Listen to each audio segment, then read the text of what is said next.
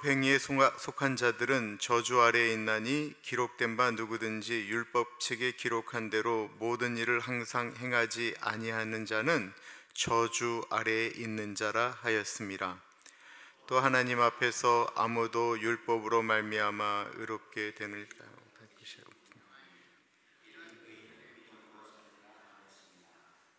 율법은 믿음에서 난 것이 아니니 율법을 행하는 자는 그 가운데서 살리라 하였느니라.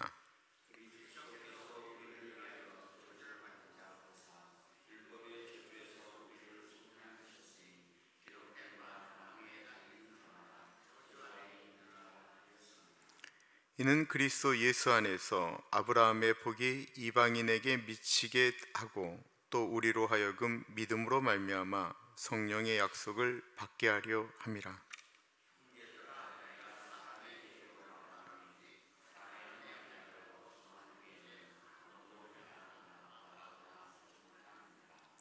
이 약속들은 아브라함과 그 자손에게 말씀하신 것인데 여럿을 가리켜 그 자손들이라 하지 아니하시고 오직 한 사람을 가리켜 내 자손이라 하셨으니 곧 그리스도라.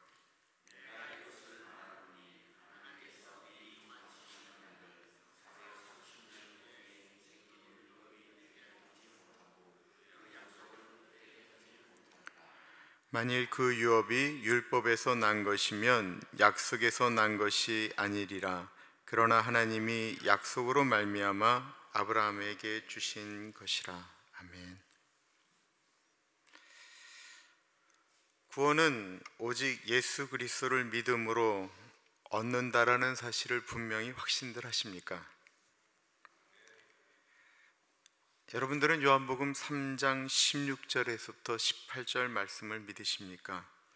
하나님이 세상을 이처럼 사랑하사 독생자를 주셨으니 이는 그를 믿는 자마다 멸망치 않고 영생을 얻게 하려 하심이라. 하나님이 그 아들을 세상에 보내신 것은 세상을 심판하려 하심이 아니요 그로 말미암아 세상이 구원을 받게 하려 하심이라. 그를 믿는 자는 심판을 받지 아니하는 것이요 믿지 아니하는 자는 하나님의 독생자의 이름을 믿지 아니하므로 벌써 심판을 받은 것이니라. 이 말씀도 믿으십니까? 예수께서 이르시되 내가 곧 길이요 진리요 생명이니 나로 말미암지 않고는 아버지께로 올 자가 없느니라고 하는 요한복음 14장 6절의 말씀도 믿으십니까? 다른 이로서는 구원을 얻을 수 없나니 천하 사람 중에 구원을 받을 만한 다른 이름을 우리에게 주신 적이 없다라고 말씀하시는 사도행전 4장 12절의 말씀도 믿으십니까? 믿으시면 오늘 설교할 필요 없습니다. 이제는 나가셔서 식사하시면 되는데, 그러나 혹시 못 믿어지시는 분이 계실까봐 다 믿으시지만 혹시 그 한 분 때문에 설교하는 거니까 그냥 안 들으셔도 돼요. 갈라디아 교인들이 오직 예수님을 믿음으로 구원을 얻는다라는 말씀에 유대인들 중에 예수님을 믿었지만, 물론 사도 바울은 그들을 거짓 교사라고 얘기를 했어요. 예수님을 믿었지만 그 과거에 있었던 율법적인 행위나 이런 것들을 버리지 않은 분들, 여기서 버리지 않았다라는 건 지키지 않는다라는 것을 의미하는 게 아니에요. 이분들은 과거에 이것 때문에 구원을 얻는다라고 하는 그 사고를 버리지 않았다라는 거예요. 그분들이 갈라디아 교회에 오셔서 너희가 이방인인데 예수님을 믿음으로 하나님의 백성이 됐다라는 건 축하하는 일이다. 그러나 이방인이 유대인이 되는 건 과거에도 있긴 있었는데 그게 뭐였냐면 할례였다라는 거예요. 구약에도 이방인들이 하나님을 믿는 표징으로 이방인들에도 행한 게 할례였거든요. 그러니까 너희들이 예수님으로 인하여 유대 백성이 됐다라는 거예요. 하나님의 백성이 된 게 아니에요. 하나님을 믿는 유대 백성이 된 거예요. 하나님의 구원은 오직 유대인에게만 있다고 믿었기 때문에 이방인들도 예수님을 믿음으로 하나님의 백성이 됐어요. 이방 민족인데 유대인이 된 것과 똑같다라는 거예요. 그렇다고 한다면 너희도 할례 행하여야 된다라는 거예요. 예수님을 믿어서 구원을 얻었다라고 믿기는 믿었는데 아무런 표시가 없어요. 우리 믿는 분들 중에도 이런 마음이 있잖아요. 내가 예수를 믿어서 구원을 받았다라고는 얘기하는데 아무런 느낌이 없어요. 아무런 표징이 없어요. 뭐 가슴 떨리는 뭐가 있었으면 좋겠고, 하늘에서부터 계시가 내려서 이제 너는 내 사랑하는 아들이요 내 기뻐하는 자다라는 이야기를 들었으면 좋겠는데, 누구처럼 룰룰룰랄랄랄랄랄라 하는 방언이라도 받았으면 좋겠는데, 어떤 분들처럼 어떠한 계시를 보고 꿈의 환상을 보고 예언을 하고 뭘 하는 것들을 좀 느꼈으면 좋겠는데, 그것들이 느껴지지 않으면 내가 과연 예수 믿었나 갈등하시잖아요. 유대인들이 동일하게 갈등을 해서 이방 사람들이, 그때 그들에게 너희가 하나님의 백성이 되는 표시, 할례를 행하면 그 눈에 보이는 표시가 얼마나 매력적으로 다가왔겠습니까? 유대인들은 이분들하고 느낌이 벌써 달랐습니다. 들어오는데 벌써 머리가 곱슬곱슬하고 길르죠. 모자 쓰고 있죠. 그리고 그들의 모습 자체가, 이들은 지금 초기 기독교라 기도하는 것들도 이렇게 익숙하지 않은데, 유대인들이 와서 예배를 드리는데 너무나도 오랜 익숙한 모습들이 있었기 때문에 예배 드리는 자세가 다른 거예요. 복장이 다른 거예요. 그들이 돈을 쓰는 방식이 다른 거예요. 행동하는 게 다른 거예요. 그들에게는 뭔가 좀 있는 것 같은데 우리한테는 없는 것 같아요.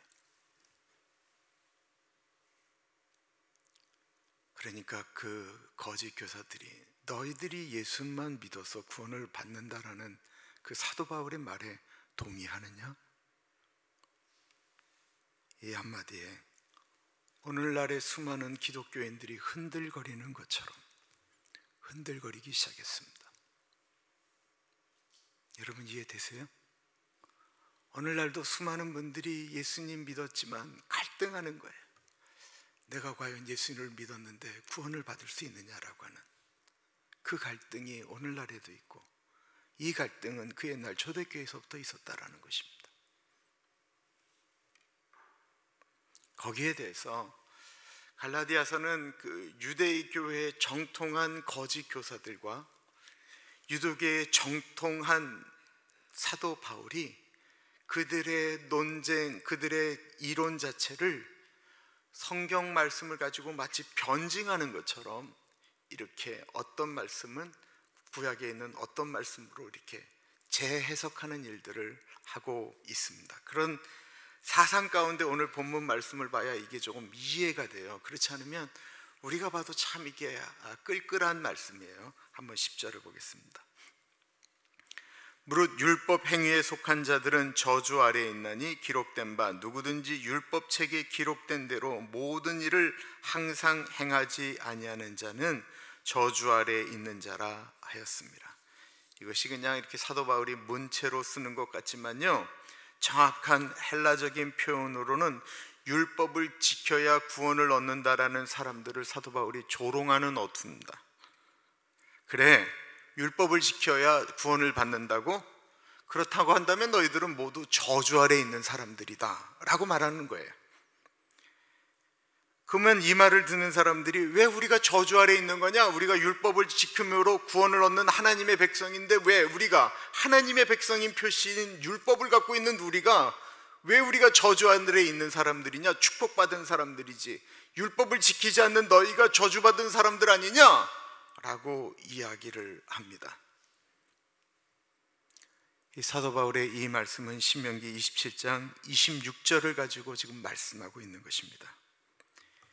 이 율법의 말씀을 실행하지 아니하는 자는 저주를 받을 것이요 할 것이요 모든 백성은 아멘 할지니라. 그러므로 누가 지금 떨어야 되느냐? 너희들이 율법을 가지고 축복을 받는다라고 자꾸만 얘기하는데 너희들은 율법 아래에 있기 때문에 너희들은 정말 두려움에 떨어야 된다. 우리는 예수님을 믿음으로 구원을 얻는다라고 이야기하는 우리가 떨어야 되냐? 늘 율법을 제대로 지키지 못해서 벌벌 떨고 있는 너희들이 저주를 받은 것이냐? 라고 말씀하고 있는 것입니다.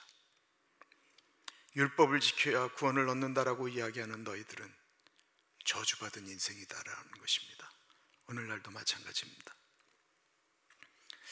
예수님을 믿어서 구원을 얻은 것에 대한 기쁨, 항상 기뻐하라라고 하는, 어떻게 우리가 항상 기뻐할 수 있는가? 예수 그리스도를 믿음으로 내가 구원을 얻었다라고 하는 그 구원의 기쁨, 기쁨의 탄성을 얘기하는 건데, 오늘날도 예수를 믿었는데 늘 죄악 가운데 사로잡혀 있는 분들은 다 두려워하고 있습니다.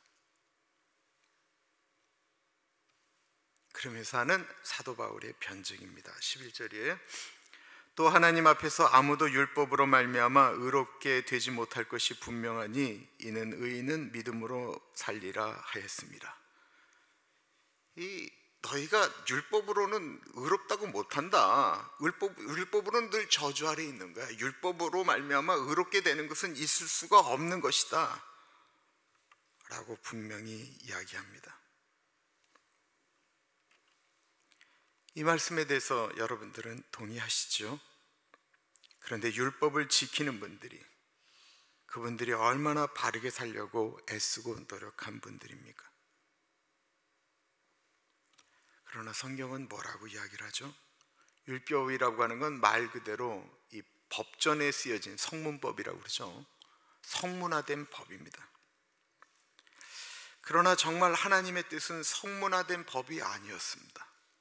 율법의 정신은 우리로 하여금 내가 지킬 수 없는 죄에 대한 개념이구나 라고 하는데, 이스라엘 사람들은 성문화된 그 법의 의미를 해석하기보다는 성문화된 법의 개념으로만 이야기를 했어요. 오늘날도 마찬가지죠.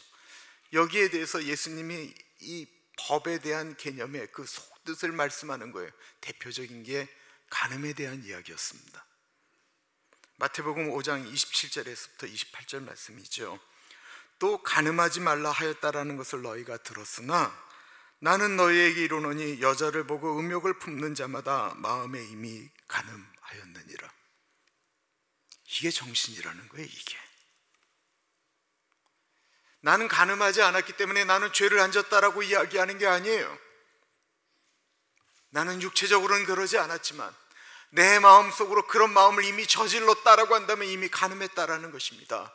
그렇다고 한다면 내 스스로 자체가 나는 그런 일을 행한 적이 없습니다라고 이야기할 수 없는 많은 사람들, 나는 정말 나의 행위로서는 구원을 얻을 수 없구나라고 하는 절망을 사로잡히는 것. 그래서 갈라디아에서 고백한 것처럼 율법은 우리의 죄를 깨닫게 하는 몽학선생이라는 것입니다.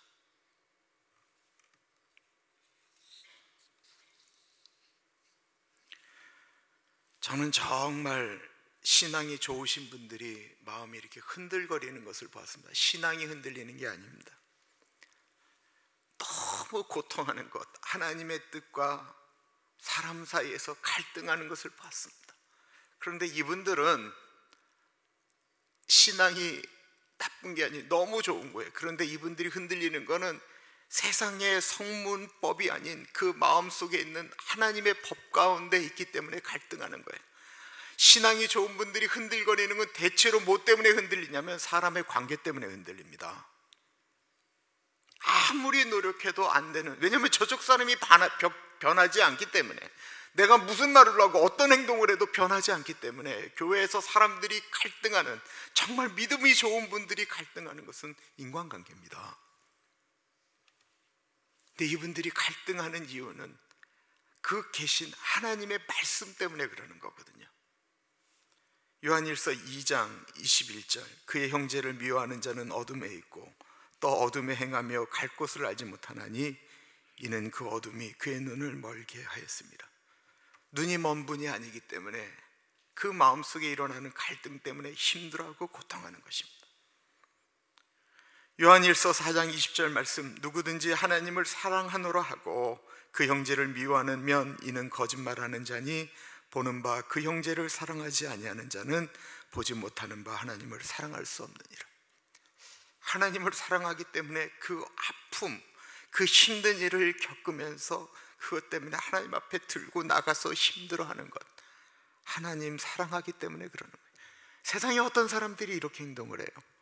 안 보면 되지, 말 안 하면 되지, 인사 안 하면 되지, 피해 나가면 되지. 그런데 정말 하나님의 사람은 갈등할 수밖에 없는 거. 이거는요, 율법에 하나도 조항으로 들어가 있는 말이 아니다라는 거예요. 그러나 그 조항 안에 있는 내면에 있는 것으로는 갈등할 수밖에 없는 일들입니다. 그러면서 사도 바울이 너희들은 여전히 율법 가운데 묶여 있으면 저주 아래 있느냐? 의인은 오직 믿음으로 말미암아 산다라고 말을 하는 것입니다. 그런 말이 어디 있느냐? 우리는 율법을 지켜야 구원을 받는다라고 이야기하는 그들에게 사도 바울이 이야기했던 것은 하박국 2장 4절의 말씀입니다. 보라, 그의 마음은 교만하여 그 속에 정직하지 못하나. 이 말이 뭐냐면, 율법을 지키는 사람들은 내가 이것을 지킴으로 괜찮다라고 얘기하면서 나타나는 건 교만이에요. 나는 너희들과 다르다라고 하는 교만이 나타나는 거예요. 그러나 그 속마음은 그렇지 않죠. 그들의 속마음은 그렇지 못한 거예요. 그래서 얘기하는 거예요. 의인은 그의 믿음으로 말미암아 산다라는 것입니다. 하박국 2장 4절의 말씀을 끄집어낸 거예요. 그러나 여전히 그분들은 이야기합니다. 율법이 우리를 구원한다라고 말을 합니다. 이 말에 대해서 다시 이야기하는 것이 12절입니다. 율법은 믿음에서 난 것이 아니니 율법을 행하는 자는 그 가운데서 살리라 하였느니라.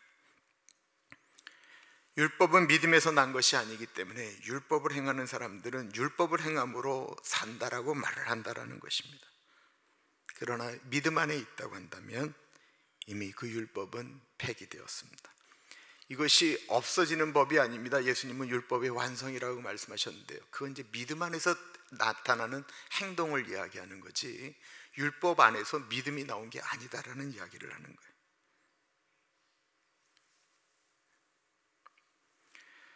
그러나 율법 안에 우리가 계속 있어야 된다고 한다면 율법을 믿어도, 예수님을 믿어도 그렇게 살아야 된다고 생각한다면 늘 두려워하며 산다라는 것입니다. 이 말씀은 레위기 18장 5절의 말씀입니다. 너희는 내 규례와 법도를 지키랴. 사람이 이를 행하면 그로 말미암아 살리라. 나는 여호와니라. 그러나 우리는 내면적으로는 율법을 지킬 수 없는 존재들입니다. 겉으로 드러나는 것은 지킬 수 있어요. 겉으로 드러나는 것. 내가 다른 사람의 것 훔치지 않고 빼앗지 않고 그러면 남의 것에 대해서 탐내지 않는 사람이. 그러나 우리 내면으로는 탐내거든요. 그 때문에 시기하고 질투하거든요. 나 외에는 다른 신들을 내게 두지 말지니라라고 말씀을 하지만 나는 하나님의 다른 것들을 섬기지 않았다라고 얘기하지만 신약에 나타난 예수님과 사도 바울의 정신은 육신의 정욕과 안목의 정욕과 이생의 자랑을 따라서 우리가 무수한 다른 보이지 않는 우상들을 만들었다라는 것입니다. 만약에 우리가 그것에 대해서 해결할 수 있는 방법이 있다고 한다면 좋지만 없다고 한다면 우리는 율법 아래, 저주 아래 있는 사람들이다라는 것입니다. 그러면서 사도 바울은 이제 예수 그리스도께서 왜 완전한 구원이신지를 말씀하고 있습니다. 13절입니다. 그리스도께서 우리를 위하여 저주를 받은 바 되사 율법의 저주에서 우리를 속량하셨으니 기록된 바 나무에 달린 자마다 저주 아래에 있는 자라 하였습니다. 십자가 사건은 율법의 저주를 푸는 사건이다라는 것입니다. 이 저주를 받은 바 되사라고 하는 정확한 헬라어적 의미는 저주의 제물이 되사라고 하는 것입니다. 저주받은 것은 히브리서에 나타나 있는 것처럼 우리를 대신해서 죽는 짐승이 저주를 받은 거죠. 왜냐하면 그것들이 죽었으니까. 저주를 받아서 아사셀 염소로 저주를 받아 죽고 황소와 염소와 어린 양으로 죽었던 그것이 사람의 저주를 받아 죽었다라는 것입니다. 13절에 나타난 우리를 위하여라고 하는 이 단어, 헬라어로는 회페르라고 하는데 이 전치사는 대신하여라는 뜻도 갖고 있습니다. 그러니까 그리스도께서 우리를 대신하여 저주를 받으사라고 하는 말입니다. 죄 없는 분이 저주를 받았기 때문에 이것에 대해서 말씀하고 있는데, 십자가에서 달린 사건을 저주라고 말하고 있습니다. 이 말씀은 어디를 근거로 둔 것일까요? 신명기 21장 23절의 말씀을 갖고 말씀하신 것입니다. 그 시체를 나무 위에 밤새도록 두지 말고 그날에 장사하여 내 하나님 여호와께서 내가 기업으로 주시는 땅을 더럽히지 말라. 나무에 달린 자는 하나님의 저주를 받았음이니라.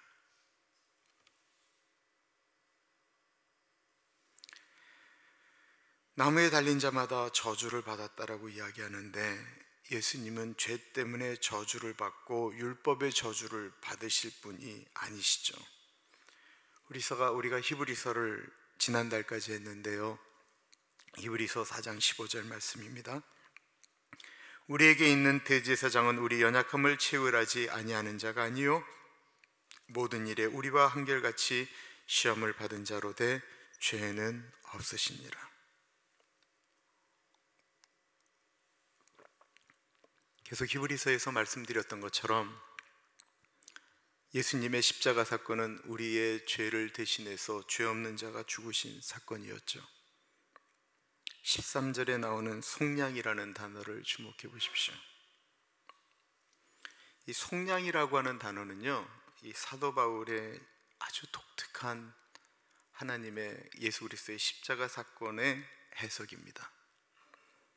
그전에는 속량이라는 단어가 나오질 않았습니다. 이거는 모든 사람들이 다 아는 단어였어요. 왜냐하면 내일 본문에도 나오지만 그 당시에 노예 제도로 온 나라가 돌아가는 구조잖아요.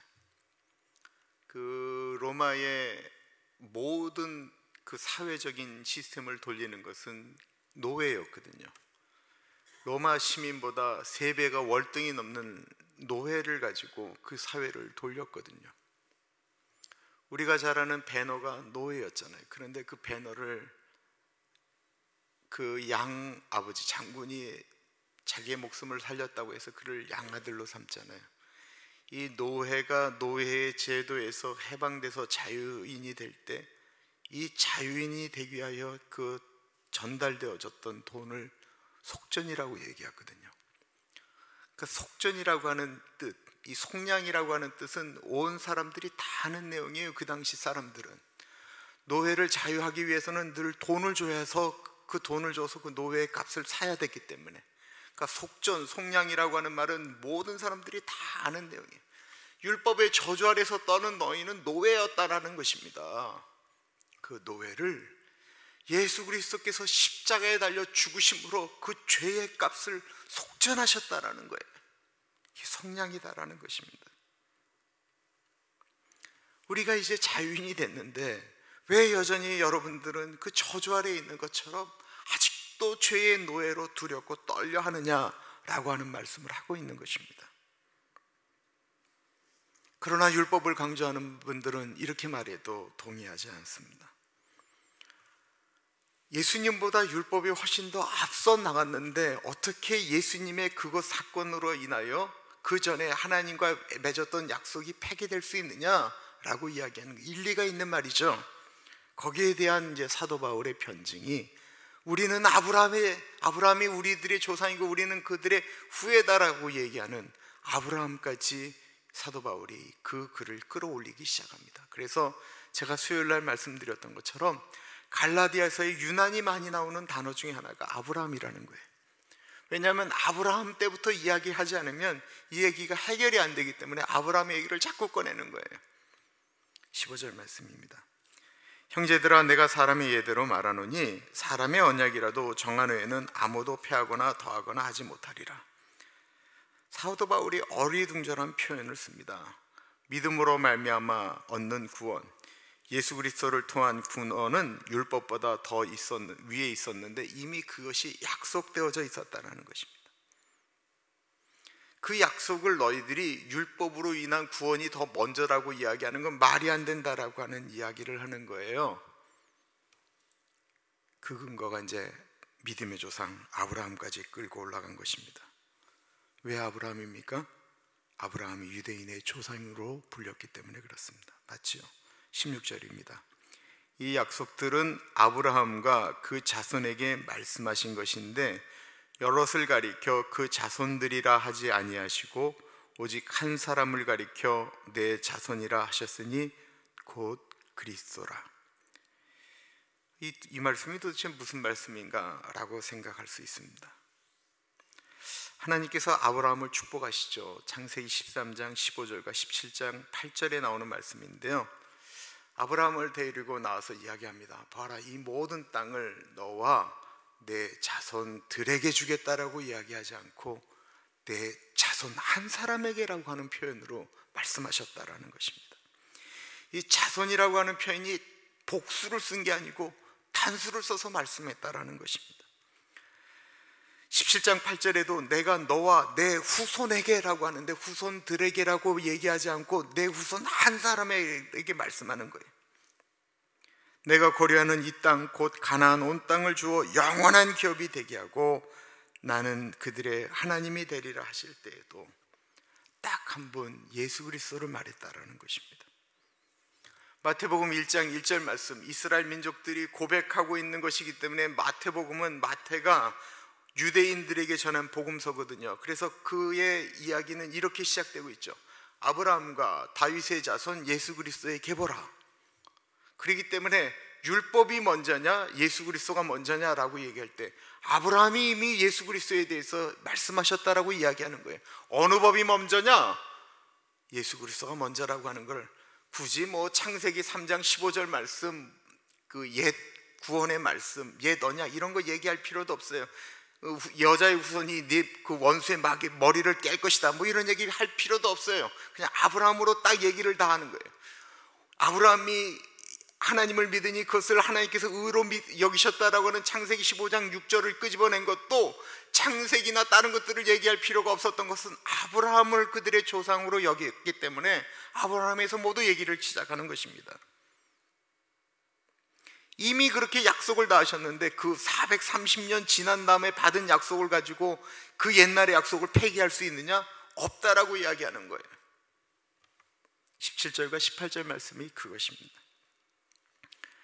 내가 이것을 말하노니 하나님께서 미리 정하신 언약을 430년 후에 생긴 율법이 폐기하지 못하고 그 약속을 헛되게 하지 못하리라. 만일 그 유업이 율법에서 난 것이면 약속에서 난 것이 아니니라. 그러나 하나님이 약속으로 말미암아 아브라함에게 주신 것이라. 이 약속은 변함이 없는 약속입니다. 그런데 그러면 왜 약속을 있는데 또 약속을 그 다음에 했느냐? 예수 그리스도가 아직 나타나지 않으셨거든요. 그 약속을 갖고 있었지만 그 약속은 아직 드러나 있는 약속이 아니었어요. 그런데 그 약속이 드러났는데 왜 자꾸 과거하고 묶이느냐라고 말씀하는 것입니다. 예수 믿는 분들 중에도 정말 불쌍한 분들이 있습니다. 저는 예수님을 믿기 때문에 우리가 다른 사람들과 다르게 살아야 된다라고 분명히 확신합니다. 이건 예수님이 우리에게 부탁하신 것입니다. 너희는 세상의 빛이요 세상의 소금이다라고 말씀하셨습니다. 우리의 행동에 가리켜 사도 바울은 그의 편지에서 너희는 그리스도의 편지요 그리스도의 향기라라고 말씀하셨습니다. 우리는 분명히 그렇게 살아야 됩니다. 그런데 예수를 믿는데도 이런 저주 가운데 있는 분들이 분명히 있습니다. 두려움 가운데 있는 분들이 있습니다. 그 위대한 맞바꿈이라는 책이 있습니다. 밥 조지라고 하는 분이 썼는데 그 책에 참 재미있는 내용이에요. 이분은 그 상담가로 유명하신 분이에요. 근데 어떤 나이가 65세가 된 분이 늘 예배를 드리고 그런 분인데도 불구하고 얼굴이 까맣게 죽어 있대요. 웃는 얼굴을 본 적이 없고 이렇게 그냥 뭔가에 두려워 떨려하는 것처럼 만났대요. 이제 견디질 못해서 그분이 이 밥조지라고 하는 분을 찾아온 거예요. 구원의 확신이 있습니까? 네, 있습니다. 예수님이 당신 안에 계신 것을 믿습니까? 네, 믿습니다. 다 믿는데요. 근데 도가 뭐가 문제냐고 물어봤더니 자기가 젊은 날 굉장히 큰 잘못을 저질렀다는 거예요. 정말 용서받지 못할 죄를 저질렀다는 거예요. 그 잘못이 무엇인지는 책에 나오지는 않아요. 이분은 그 죄를 용서받기 위해서 수많은 일들을 감당했습니다. 자기 몸을 쳐서 복종할 만큼 금식하고 기도하고 용서를 구하고 교회 봉사하고 모든 공예배를 다 참석을 하고, 그러니까 경건한 그리스도인의 몸으로 있는데 행복하지가 않은 것입니다. 예수님이 나의 구세주이신 것을 믿는데 죄의 용서를 받았다라고 생각하기보다는 아직도 그 용서받지 못했다라고 하는 두려움 때문에 있어서 그 죄를 또 회개하고 또 회개하고 또 회개하고 또 회개하고 또 회개하고 하는 일들을 무려 40년이 넘도록 했다라는 것입니다. 뭔 일이 벌어질 때마다 아이쿠야, 하나님이 그 죄를 아직도 기억하고 계시는구나. 그럴 수 있잖아요. 우리도 그럴 수 있잖아요. 여기 이 밥조지라는 분이 이런 질문을 그분에게 던집니다. 자녀가 있으십니까? 네, 3명의 아이가 있습니다. 그 아이들이 늘 당신에게 좋은 아이들로 있습니까? 아니면 말썽 부리고 죄를 저지를 때도 있습니까? 했더니 웃으면서 내 자식 놈 새끼들이 진짜 얼마나 못되게 놀 때가 얼마나 많은지 모릅니다. 착할 때도 있지만 나쁠 때도 있었습니다. 그럼 아이들이 잘못을 하면 어떻게 하나요? 저에게 찾아와서 용서를 구하지요. 그럼 어떻게 하십니까? 벌을 내리긴 하지만 그것이 끝나면 용서한다라고 말합니다. 진정으로 용서하시는 건가요? 물론 제가 진정으로 용서하죠. 그럼 그 아이들도 진정으로 아빠가 용서했다고 생각하나요? 네, 그렇습니다. 그런데 그러면 당신 아들이 용서받았다라고 하는데 그 다음날 또 찾아와서 아버지, 내가 밤새도록 잠을 이룰 수가 없었습니다. 아버지가 용서하셨다라고 얘기해도 내가 아버지한테 그런 잘못을 저질렀는데 그 정도 갖고 내가 용서를 받을 수 있나? 다시 한번 아버지께 간구합니다. 아버지, 제발 저를 용서해 주십시오. 그래서 감동해서 당신이 용서해 줄게, 진짜 잘못했다고 느끼는구나, 용서해 줄게. 근데 얘가 걸핏하면 나타나서 당신에게 아버지, 제가 정말 잘못했죠. 저는 정말 죽을 놈이죠. 못된 아들이죠. 제발 용서해 주세요 라고 얘기하면 당신은 어떤 생각이 드시겠습니까? 섭섭할 것 같습니다. 이 아이가 나의 사랑을 못 믿는가? 나를 자기의 육신의 아버지, 친아버지로 생각하지 않는가? 섭섭할 것 같습니다. 아니, 화가 날 것 같습니다. 예수님이 십자가에서 우리의 죄를 짊어지시고 율법의 저주에서 자유케 하셨다라고 하는 것을 믿거나 말거나 이것은 그의 믿음입니다. 이 믿음은 눈에 보이지를 않습니다. 구원의 확신이라고 하는 것 다른 것 아닙니다. 내가 죄인인데 예수님의 이름으로 구원을 받았다라는 것입니다. 그 구원의 확신이 있다고 해서 우리는 여러분 이런 좀 기독교인들이 좀 어떨 때는 좀 못된 것이 있어요. 내가 이거 나쁜 말로 얘기하는 거 아니니까 오해하지 마세요. 죽기 전에 느끼는 분들에게 당신 구원의 확신이 있습니까? 구원의 확신이 있습니까? 그리고는 예수를 믿습니다. 예수님이 나를 구원하셨다는 것을 믿습니다. 그걸 고백했다고 해서 그때부터 이분이 죽어도 좋다라고 해서 그 죽음의 공포를 다 이긴다라고 생각은 하지 말아주세요. 여러분, 어쩌면 그거 폭력입니다. 여러분들 구원의 확신 있죠? 없어요? 여러분들 근데 병이 들면 두렵지 않으세요? 이것 때문에 내가 어떻게 될까 봐 여러분들도 두려워하시잖아요. 본인들도 두려워하면서 그렇게 고통하고 아픈 분들에게 찾아가서 구원의 확신이 있냐 없냐라고 자꾸 따지고 난 다음에 구원의 확신이 있으면 나는 된 거야, 저 사람에 대해서 자유한 거야, 저 사람 이제 죽어도 좋아, 천국 갈 수 있어. 여러분, 이건 폭력이에요, 폭력. 너무나도 많은 그런 것들로 하여금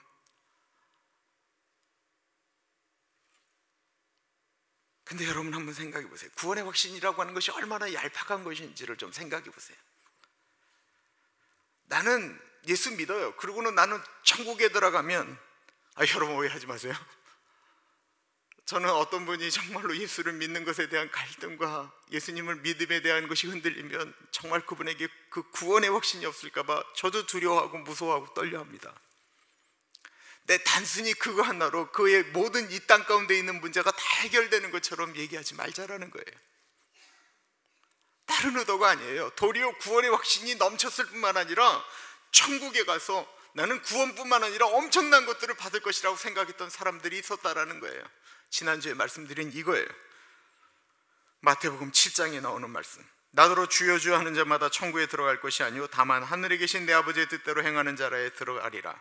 그날에 많은 사람이 나더러 이르러 주여 주여 우리가 주의 이름으로 선지자 노릇하며 주의 이름으로 귀신을 쫓아내며 주의 이름으로 많은 권능을 행하지 아니하였나이까 하리니 그때에 내가 그들에게 밝히 말하되 내가 너희를 동무지 알지 못하니 불법을 행하는 자들아 내게서 떠나가라 하리라.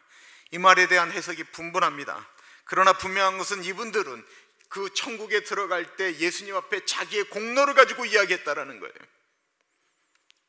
내가 예수의 이름을 빗대서 이런 일을 했기 때문에 난 여기 들어갈 수 있는 자신이 있다라는 것입니다.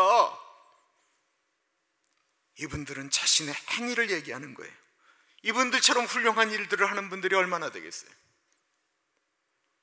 그러나 이들이 행하였던 행위 때문에 이들이 들어갈 수 있었던 거지 아니었다라는 거예요. 천국은 분명히 믿음으로 들어가는 것입니다. 그리고 그 믿음이라고 하는 건 뿌리예요. 우리에게 구원의 확신이라는 개념은 우리가 믿음으로 들어간다는 우리 삶의 뿌리다라는 거예요.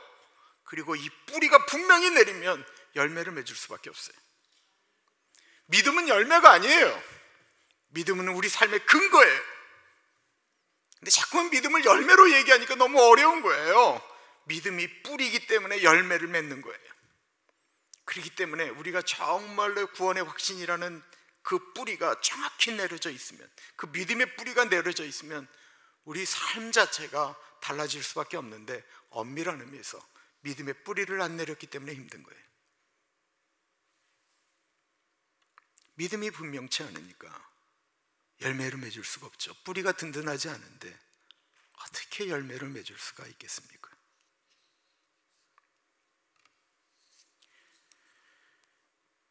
믿음이 없기에 흔들리는 오늘날의 신앙인들처럼 초대교회, 우리가 돌아가자 싶은 초대교회, 우리 초대교회나 지금 똑같아요. 여러분 자꾸만 초대교회로 돌아가자는 얘기하지 마세요.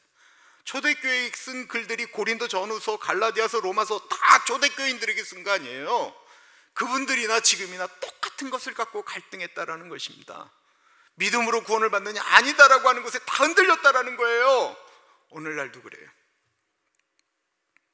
다만 이 믿음이라는 것이 뿌리도 내려지지 않았는데 본인들이 믿습니다라고 하는 것으로 다 구원을 얻은 것처럼 이야기하는, 그러나 뿌리 내려지지 않은 믿음, 그 가짜 갖고 믿음이라고 자꾸만 얘기하니까 그런 거예요. 오래전 믿음의 선조들이 고백하였던 내용입니다. 만세반석 열리니 내가 들어갑니다. 창의 허리 상하여 물과 피를 흘린 것 내게 효염이 되어서 정결하게 하소서. 내가 공을 세웠지만 은혜를 받지 못합니다. 쉼이 없이 힘쓰고 눈물 근심이 많으나 구속 못할 죄인을 예수 홀로 속하네. 빈손 들고 앞에가 십자가를 붙으네.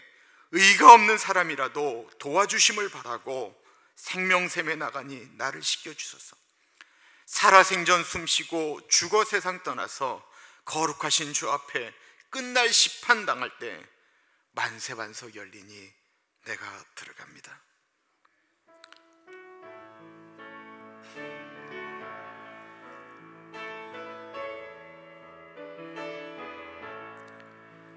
만세 반석 열리니 내가 들어갑니다. 창에 허리상하여 물과 피를 흘린 건 내게 효용되어서 정결하게 하소서. 내가 공을 세우나 은혜 밟지 못하네. 쉼 없이 힘쓰고 눈물 근심 많으나 구속 못할 죄인을 예수 홀로 속하네. 빈손 들고 앞에 가 십자가를 붙드네. 의가 없는 자라도 도와주심 바라고 생명샘에 나가니 나를 씻어 주소서. 살아생전 숨쉬고 죽어 세상 떠나서 거룩하신 주 앞에 끝날 심판당할 때 만세 반석 열리니 내가 들어갑니다. 끝날 심판당할 때 예수님 믿는 그 믿음 하나로 들어가는 겁니다. 시간에 기도하겠습니다. 예수 그리스도께서 나를 위하여 죽으셔서 내가 그 예수 그리스도의 그 피의 은혜로 분명히 구원받았다라고 하는 믿음, 그것에 대한 감사, 그리고 혹이나 그 믿음이 흔들리면 예수님 나를 받아주십시오 고백의 기도를 같이 드리겠습니다.